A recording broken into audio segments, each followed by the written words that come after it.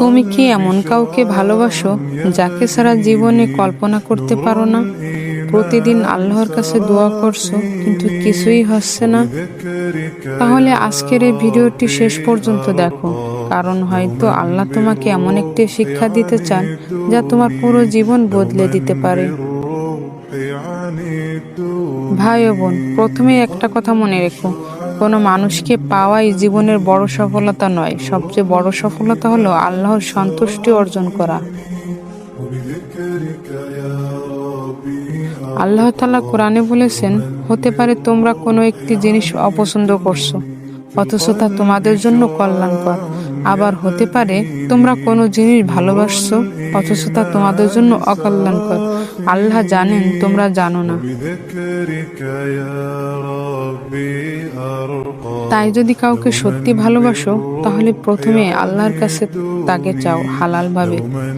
হারাম সম্পর্ক নয়, গুনাহ নয়, বরং দোয়া, নামাজ এবং ধৈর্য। মনে রেখো, রাসূলুল্লাহ সাল্লাল্লাহু আলাইহি ওয়াসাল্লাম বলেছেন, দোয়াই ইবাদত। তাই হতাশ হয়ে দোয়া ছেড়ে দিও না। প্রতিদিন 5 ওয়াক্ত নামাজ পড়ো, তাহাজ্জুদের সময় কেঁদে কেঁদে আল্লাহর কাছে বলো,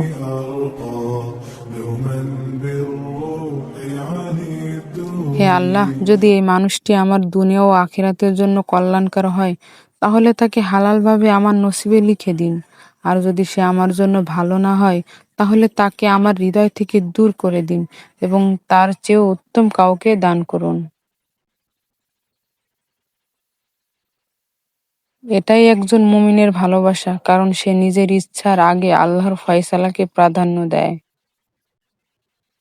আর হ্যাঁ, কাউকে যদি সত্যি ভালোবেসে থাকো আর তাকে যদি হালালভাবে পেতে চাও, তাহলে 3 দিন পর্যন্ত এইভাবে তাহাজ্জুদ নামাজে আমল করবে।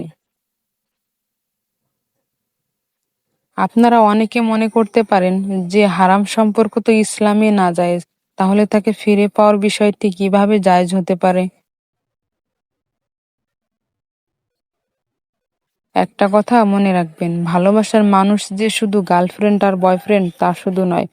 ভালোবাসার মানুষ নিজের বউ বা নিজের হাজবেন্ড, মা বাবা, ভাই বোন বা আত্মীয় স্বজনের যে কেউ হতে পারে। তাই ভালোবাসার মানুষকে কাছে পেতে আপনাকে যা করতে হবে সেটা হলো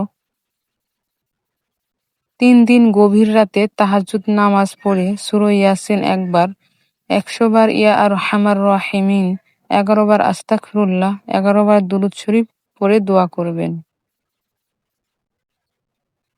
এইভাবে দোয়া করবেন আর আল্লাহর উপর ভরসা রাখবেন। ইনশাআল্লাহ আপনি সফল হবেন। এটা একটি পরীক্ষিত আমল। আপনি নিজে করে একবার দেখতে পারেন। ভিডিওটি শেয়ার করে অন্যদের জানার সুযোগ করে দিন। কোনো মতামত থাকলে অবশ্যই কমেন্ট করে জানাবেন।